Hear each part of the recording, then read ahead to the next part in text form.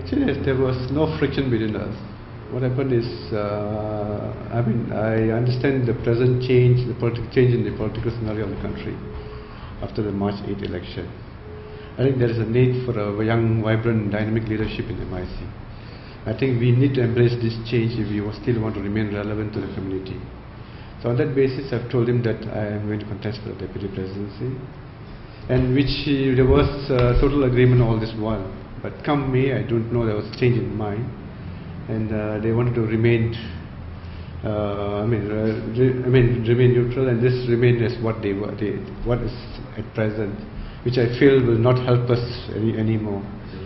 So I stood firm in my decision to go for the number 2, because I think when the change comes, a much more dynamic leadership has to be established for MIC to remain relevant. On that basis, I stood by what I felt is right, and I think that is the most right. That's the correct thing to do at this moment.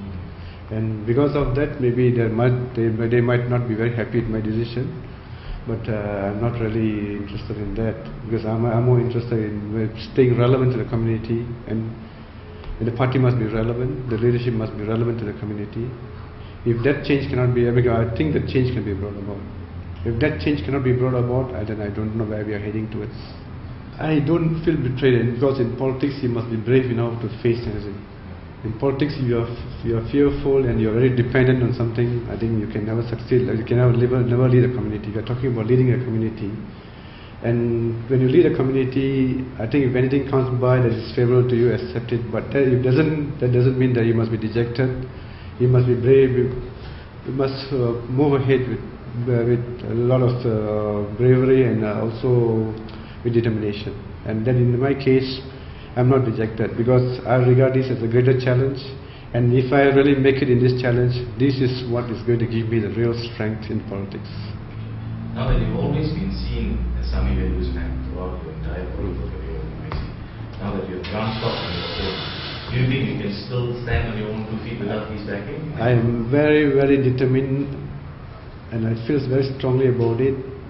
And as I said, I told you earlier, this is what is going to decide the future. If I can get the mandate, the support of the people, that is going to give me the real strength to lead this community and party in the future. I think we are talking about new leadership.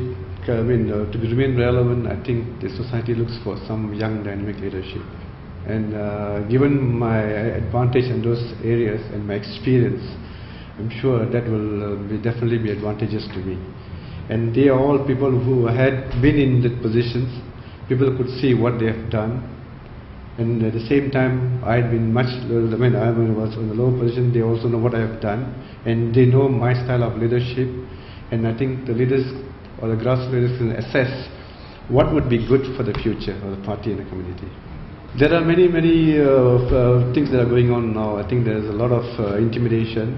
There's also a lot of money politics going on, which I hear. Although I don't practice that, but I do hear. But I'm talking about change. I do not want to subscribe to all these ideas. I don't want to, when I talk about change, I'm talking about some new ways. People must genuinely support, only then we can lead the community. If there is no genuine support, I think we are wasting our time there. Yeah, because sometimes when we go and see the delegates, they are actually threatened not to see us.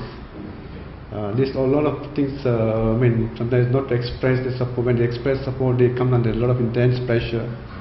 And all these things actually doesn't go well for the present generation. This will not look well in the eyes of the public, in the community at large.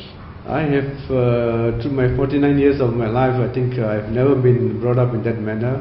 My family has never taught me all those things. I myself, I'm not too sure who belongs to which caste. I really don't know that. I have never practiced caste politics in my life. I really don't know to which caste each one belongs unless they themselves explain to me.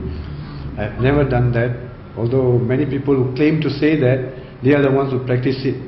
But they put the blame on other people who are actually very innocent in this field. And I think eventually the best people who can decide is the public. The public knows who preaches caste, who preaches money politics. One can go and say, I don't do this, somebody is doing it, but at the end of the day, each and every single individual in MIC, or also among the public, they know for a matter of fact who preaches all these things. So are you saying that the president is one of the I don't have, let the people decide. They all know. Our people are well informed as to what is going. I'm not saying pinpointing any particular individual. But do you agree that this practice is rampant in MIC? It does arise during elections, but I think this will not be good for the party. When you talk about Malaysian Indian Congress, I think we should represent all Indians irrespective of their caste. I think this is our greatest challenge, is to make sure that we don't work along caste lines. We should work along the racial line, that is our Indians, and we should try to integrate and unite these Indians. We start talking about caste, I think we are not going to forever we are not going to unite this Indian community. It wouldn't say rampant, it surfaces during elections.